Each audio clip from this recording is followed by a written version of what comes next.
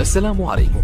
لا تنسوا الاعجاب بالفيديو والاشتراك في القناة تشجيعا لنا لنستمر بنشر المزيد إن شاء الله. السلام عليكم ورحمة الله.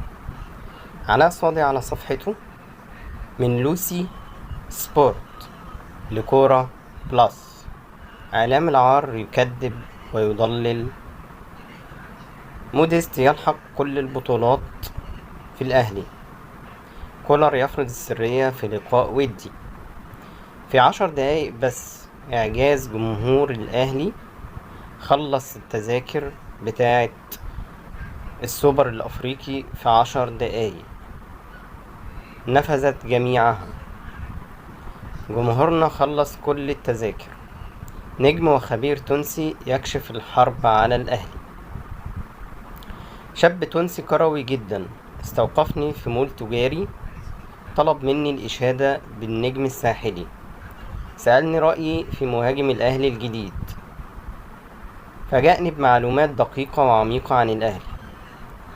قال موديست مهاجم صندوق يحتاجه الأهلي جدا، و35 سنة هو أفضل عمر لمهاجم يلعب معك 2 سنين.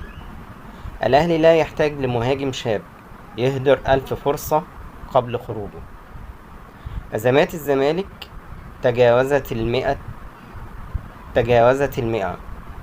عجز مالي وديون بالكوم، عقوبات ووقف قيد، تمرد لاعبين، رحيل آخرين، سجن رئيسه، طرد إدارته، عقود ضائعة، عضويات وهمية، وقناة للسب والمطبلاتية.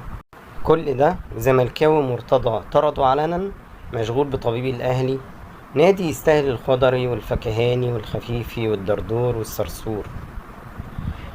هو اللي اسمه إبراهيم فايق مش بيتكسف من نفسه وعلى دمه ومن ضيوفه من كمية الجهل والمعلومات الغلط والفضايح في فقرة اسمها معلوماتي يعني حقائق، مش بزراميط يا إبراهيم بزراميط. واصل محمد عراقي أفعاله بعد سلسلة تغريدات أثارت الشك في هويته، بالتشكيك في أطباء الأهلي، وبالطبع ضرب مثلا بطبيبي الزمالك. عبد الشافي غاب 2 في آخر 4 سنين. الونش آخر 15 شهر غاب 12. عبد الله جمعة اتنسى، غير إصابات عواد ودونجا وشلبي وسيسي وسامسون ونداي. إنما الدكتور أسامة واو لأ. طبعا كل الإعلام في اتجاه واحد بس، هجوم دايما وانتقاد للنادي الأهلي ودفاع عن الزمالك وتلميعه.